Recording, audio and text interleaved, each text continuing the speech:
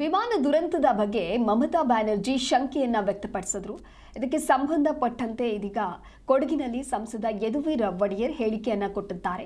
ಏನು ಹೇಳಿದ್ದಾರೆ ಅಂತ ನೋಡ್ತಾ ಹೋಗೋದಾದ್ರೆ, ಪಶ್ಚಿಮ ಬಂಗಾಳದಲ್ಲಿ ಸದ್ಯದಲ್ಲೇ ಚುನಾವಣೆ ಇದೆ, ಹಾಗಾಗಿ ಮಮತಾ ಬ್ಯಾನರ್ಜಿ ಹಾಗೆ ಹೇಳಿರಬಹುದು.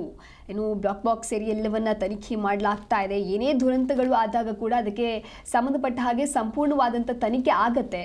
ಪುಲ್ವಾಮಾ ದಾಳಿ ಮತ್ತು ಸೇನಾಧಿಕಾರಿ ಬಿಪಿನ್ ರಾವತ್ ಸಾವಿನ ತನಿಖೆಗಳನ್ನೆಲ್ಲ ಮಾಡಲಾಗಿದೆ. ಮಮತಾ ಬ್ಯಾನರ್ಜಿ ಯಾಕೆ ಹೀಗೆ ಹೇಳ್ತಾ ಇದ್ದಾರೋ ಗೊತ್ತಿಲ್ಲ.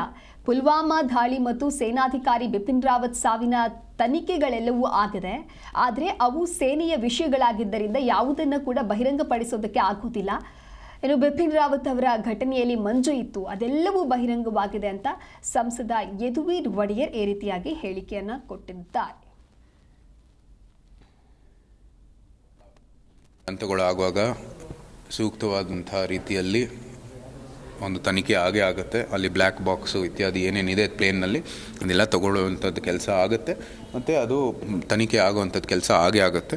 ಇವರು ಏನಕ್ಕೆ ಇಂಥ ಒಂದು ಸ್ಟೇಟ್ಮೆಂಟ್ ಮಾಡ್ತಾ ಇದ್ದಾರೆ ಅಂತ ನಮ್ಗೆ ಗೊತ್ತಿಲ್ಲ. ಬಟ್ ಸಾಮಾನ್ಯವಾಗಿ ವೆಸ್ಟ್ ಬೆಂಗಾಲ್ ಎಲೆಕ್ಷನು ಕೂಡ ಆಚೆಗೆ ಬರ್ತಾ ಇದೆ. ಇವರು ಏನೋ ಒಂದು ಹುನ್ನಾರವನ್ನು ಇಟ್ಕೊಂಡು ಮಾಡ್ತಾ ಇದ್ದಾರೆ ಅಂತ ನಮ್ಮ ಒಂದು ಅಭಿಪ್ರಾಯ, ವೈಯಕ್ತಿಕ ಅಭಿಪ್ರಾಯ. ವರ್ಷಗಟ್ಟಲೆ ತಗೊಳ್ತಾರೆ ಮತ್ತು ಅದು ಯಾರು ಎಲ್ಲ ಮರ್ತೋಗ್ಬಿಡ್ತಾರೆ ಅನ್ನೋದು ಅವ್ರು ಹೇಳೋದು. ಈ ಹಿಂದೆನೂ ಕೂಡ ಆಗಿದೆ, ಅದು ಯಾವುದು ಕೂಡ ಯಾವ್ದು ಉಲ್ಲೇಖ ಮಾಡ್ತಾ ಇರೋದು ನಮ್ಮ ಸರ್ಕಾರ ಇರುವಾಗ ಯಾವ್ದಾಗಿಲ್ಲ ಅಂತ. ಸರ್, ಈಗ ಪುಲ್ವಾಮಾ ದಾಳಿ ಆಯ್ತು, ಅದರ ತನಿಖೆ ಕೂಡ ಹೊರಗಡೆ ಬರಲಿಲ್ಲ. ಅದಾದ್ಮೇಲೆ ಪುಲ್ವಾಮಾ ದಾಳಿ ಯಾವ ತನಿಖೆ ಬೇಕಾಗಿತ್ತು ಅವ್ರಿಗೆ ಗೊತ್ತಿಲ್ಲ, ಅವರು ಪ್ರಸ್ತಾಪ ಮಾಡಿರೋಂಥದ್ದು. ಅದಾದ್ಮೇಲೆ ಪುಲ್ವಾಮಾ ದಾಳಿಗೆ ಒಂದು ದಾಳಿ ನಡೆದಿದ ನಂತರ ಎಲ್ಲೆಲ್ಲ ಏನೇನು ಅದರ ಒಂದು ಹಿನ್ನೆಲೆ ಮತ್ತು ನಂತರ ಆ ಘಟನೆ ಮತ್ತು ಎಲ್ಲ ಒಂದು ಅಂಶಗಳು ನಿಮ್ಮ ಜೊತೆಗೆ ನಮ್ಮ ಜೊತೆಗೆ ಎಲ್ಲರಿಗೂ ಕೂಡ ಇದೆ.